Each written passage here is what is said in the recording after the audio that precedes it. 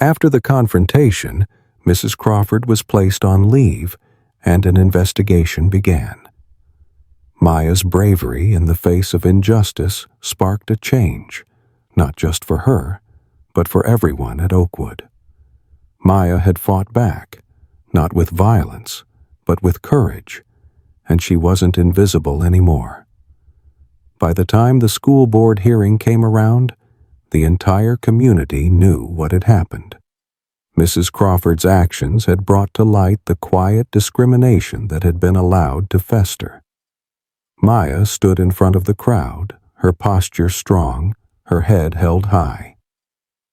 "What happened to me wasn't just about one teacher," Maya said, her voice clear and steady. "It's about who gets protected and who is expected to shrink." And in that moment, the silence was broken. The community had been forced to look at itself, to see where it had failed, and to realize that change was not just necessary, it was long overdue.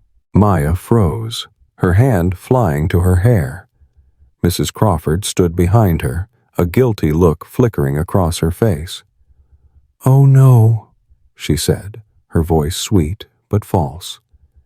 "It must have been an accident. I grabbed the wrong bottle." But Emily stood up, her voice firm. "That's not the right glue.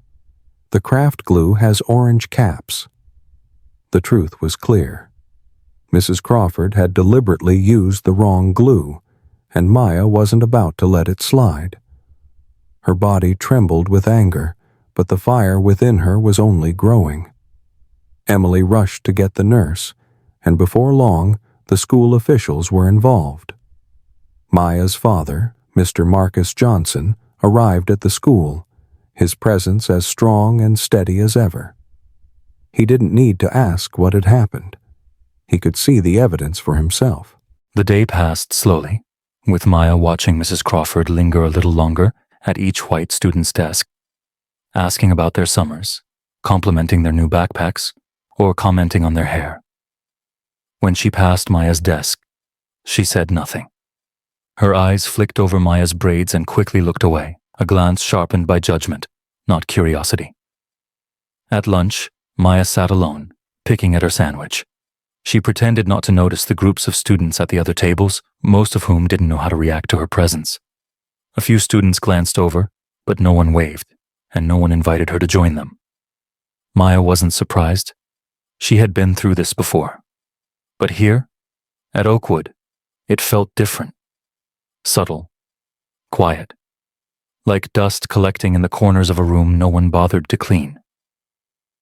Later that afternoon, during a short writing exercise titled Who I Am, Maya wrote about her love for science, her favorite book, The Girl Who Could Fly, and her grandmother's stories about marching for voting rights in Selma. She was proud of that history, but when she handed in her paper, Mrs. Crawford barely glanced at it before sliding it to the bottom of the stack. When she called Maya's name to return her paper, the teacher didn't offer any feedback, just a cold handoff. Maya sat straighter, forcing herself not to react. She had written the paper with honesty and pride, but something about the way Mrs. Crawford looked at her, like she was noise in a quiet room, gnawed at her confidence. In that moment, Maya remembered what her grandmother had told her that morning before she left for school. "You're not here to make them comfortable. You're here to learn. Stand tall, even when they want you to sit small."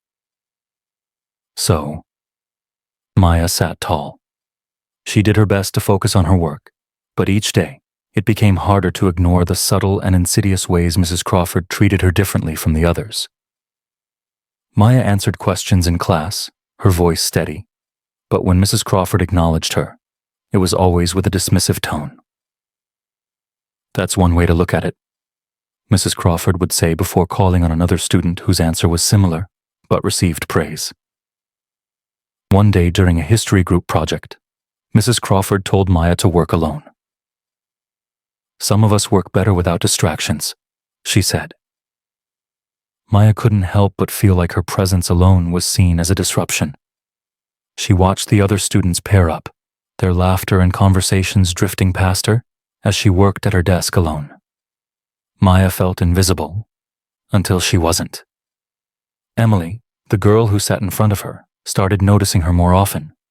Emily would pass Maya a colored pencil when hers broke, or quietly whisper the page number when Mrs. Crawford skipped over Maya's row. They never really spoke, but the small gestures of kindness meant more than words. "You look beautiful today, sweetheart," her mother had said, cupping Maya's face with a warm, loving hand. "Remember, you don't have to shrink for anyone." But as the morning wore on, Maya felt herself shrinking despite her best efforts. She was alone in this new environment, and every glance that didn't quite meet her eyes, or every half-hearted smile, felt like a reminder that she didn't belong. The door opened, and in walked Mrs. Crawford, the new teacher. She was tall with sharp features, her blonde hair tightly pulled into a bun. Mrs. Crawford held a clipboard to her chest as she entered and quickly scanned the room. When her gaze landed on Maya, there was a brief, almost imperceptible pause before she continued without acknowledging her presence. "Good morning, class," Mrs. Crawford said crisply, her tone devoid of warmth. "Find your seats. Let's get started." Maya's shoulders tensed. The greeting hadn't included her, and that made her feel even more invisible. She listened closely as the teacher took attendance, her voice light when she called out familiar names. Emily, Ryan, Sarah, but slightly flatter when she reached Maya Johnson. "Maya Johnson," Mrs. Crawford said, then cleared her throat, as if the name was foreign to her. Maya responded softly, "Here." But by the time the word left her lips, Mrs. Crawford had already moved on. There was a rhythm to classrooms. Maya knew that well. The unspoken rules, the subtle codes of behavior. At her previous school, things had been different. She hadn't been the only one who stood out. But here, at Oakwood, every glance, every awkward silence, and every unspoken judgment seemed to remind her that she was different. As Mrs. Crawford began handing out the class rules, Maya noticed that she skipped over her row. When she raised her hand to ask for a copy, Mrs. Crawford gave her a sheet of paper without a word. No eye contact, just the paper placed in front of her like a request. Not a student. Maya's cheeks flushed, but she kept her expression neutral. It wasn't the first time she'd felt that particular kind of silence. At Oakwood Middle School, the morning light poured through the large windows of room 305, bathing the classroom in soft, golden rays. The desks were neatly aligned, and the air still carried the faint scent of fresh cleaning supplies. A signal of new beginnings. For some students, this was the start of a fresh chapter. For others, it was just another day. For Maya Johnson, a 13-year-old girl, it felt like a silent battle that had yet to be won. Maya sat at the front of the classroom, her hands tightly folded on the desk as her fingers traced the edge of her untouched notebook. Her eyes scanned the room with a careful blend of curiosity and unease. Posters on the walls showcased messages of kindness, growth, and community, but none of it felt welcoming to her. She was the only black student in the class, and the sea of white faces around her only seemed to accentuate her difference. The other students drifted in slowly, some in pairs, others in small groups, easily slipping into seats and chatting about their summer vacations, new shoes, and the schedules they were excited about.